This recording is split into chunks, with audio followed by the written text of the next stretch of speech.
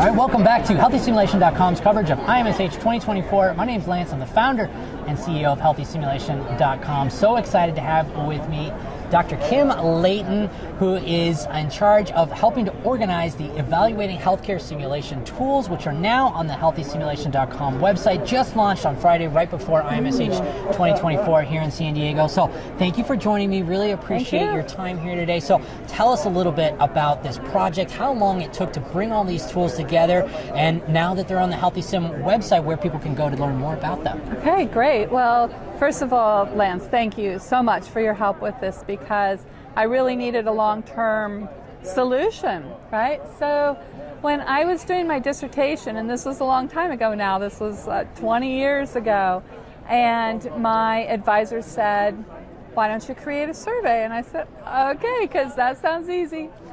But it wasn't. And 33 research questions later, and a lot of reliability and validity testing, I had the Clinical Learning Environment Comparison Survey.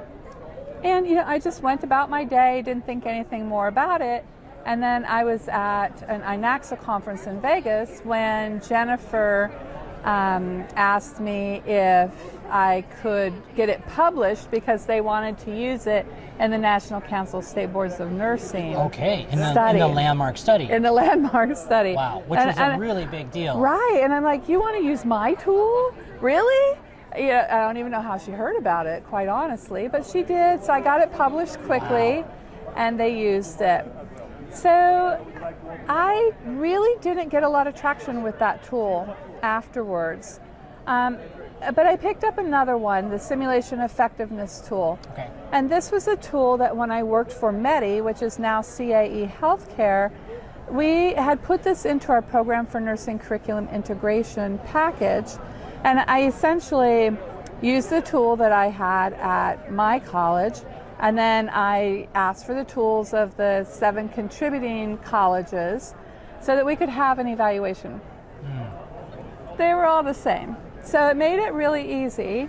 But again, we worked with the Ohio State University back at that time, and we did reliability and validity testing with that. Okay. And that was a pretty popular tool. But as time went by, I was challenged by Vicki Mudra when I was working at Chamberlain.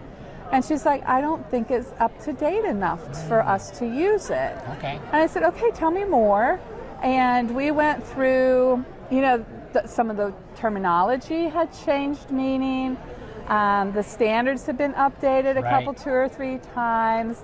And the AACN Essentials, all of that had changed. So we went through it, and we, again, did validity testing and reliability on that, and changed it to the SET-M, which is the Simulated Effectiveness Tool Modified. I see. Okay. That so one the evolution. gained traction. Yes. Awesome. Yes. So there are a lot of tools. Now, you've helped with some of them, but you also just basically helped to organize a website that was a resource for a lot of these different types of evaluation tools for, we've got a long list over here for them, because there's many of them. Facilitator Competency Rubric, the Simulation Effectiveness Tool Modify, which you spoke about, Simulation Culture, Organizational Readiness Survey, Clinical Learning Environment Comparison Survey, the ISBAR for Interprofessional Communication Rubric, the Actions Communication and Teaching and Simulation Tool, the Quint Leveled Clinical Competency Tool, and the Simulation Educator and Needs Assessment Tool. So 1, 2, 3, 4, 5, 6, 7, 8, 9, so many tools on the website that folks have kind of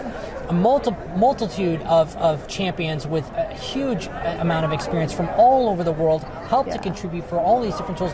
You would put them on a website. The website was having some challenges, and so we've migrated now all of that content to HealthySimulation.com, so people can just quickly Google for healthcare, evaluating healthcare simulation on HealthySimulation.com. That will find them and directly bring them into that. Absolutely. So tell us a little bit about how you were able to help organize all those folks and all those tools together in the first place. Yeah, well, what we found when you look for evaluation tools, they're not usually published in the manuscript in the journals. Okay. And so then everybody has to reach out to the author to get permission to use the tool. Right. And so I had made it my mission to intentionally not publish my tools so that I didn't ever have to go back and ask a journal or a publisher for permission to disseminate my own work. Right.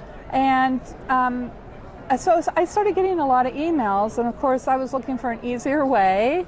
And I thought, well, I've never put together a website before, let me give it a try. Yeah. And I had my own tools, and then I vowed that I would only publish tools that had undergone reliability and validity testing. Of course. Great. So as I heard about these other tools, I reached out to the authors and said, hey, here's what I'm doing.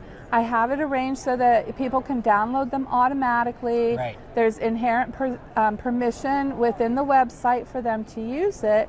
Can I add yours? Sure. And so we kept adding, and then now there's translations of several of them. That's right. German, Turkish, Spanish, Norwegian, Chinese. yeah. So there's a lot of those tools are available in multiple different languages exactly. for folks. So. And more to come. Right. More to come. Good.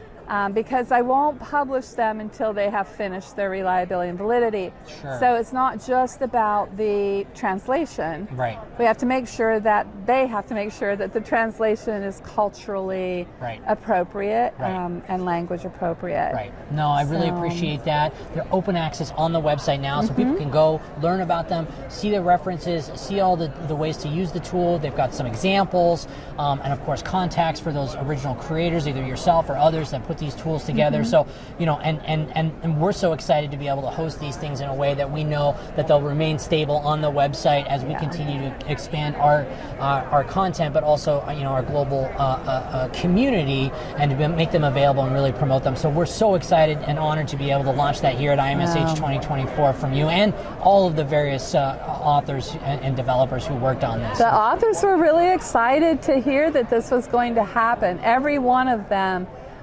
When we asked them for the first time about their interest, I had responses from every single person in less than 24 hours. Awesome. Well, and it's just a nice way to get the word out there and make this freely available so that they don't have to work really hard to do these. And to be able to focus on the work as opposed to and to be able to have a tool that we can use quickly and build out there. I mean, even just evaluating our own scenarios, just that alone, I think really helps for making sure that we're going to hit those learning objectives that we're intending to, and how effective are we in that. It's so important, I think, for both administrators and clinicians and educators to come together and be able to demonstrate the validity of these things so that higher administration can understand the power and the promise of simulation to have meaningful outcomes. Yeah, so, you're absolutely right. And you brought up a good point that, each page for the tools does say, why was this tool developed? How was it developed? What was the reliability? What was the validity? And just having that information, because sometimes these tools aren't used for the right groups of people. Or the simulation effectiveness tool is used to evaluate the learners, but that's not what it's designed for. It's actually an evaluation of the facilitators and the simulation design. And so having that information on the website really helps people to right away understand, okay, is this the right tool for the right purpose? Good. But I'd want to take this one quick second to mention validity, because the validity, you have to look at what group the validity testing was done with. Sure. And are they the same as your group of learners? So we have to really be careful and focus and read and make sure that we understand where these tools were designed, how, and what they were designed for, so that we can be, effective with their use ourselves. So hopefully we've produced a lot of that content. Folks can learn more by visiting healthysimulation.com, reaching out to yourself or myself, and we'll point you in the right direction. So Kim, thank you so much. We're so excited about this. I am too. I'm thrilled. I needed a long-term solution because, it's not going to work forever. And you have such an amazing reach with your website that it was really the only logical idea that I had. Well, I think it's a great collaboration because the goal is to help the community. That's what it's about. So I'm excited that we're going to be able to do that together. Yeah, me too. Thank you, Me Kim. too.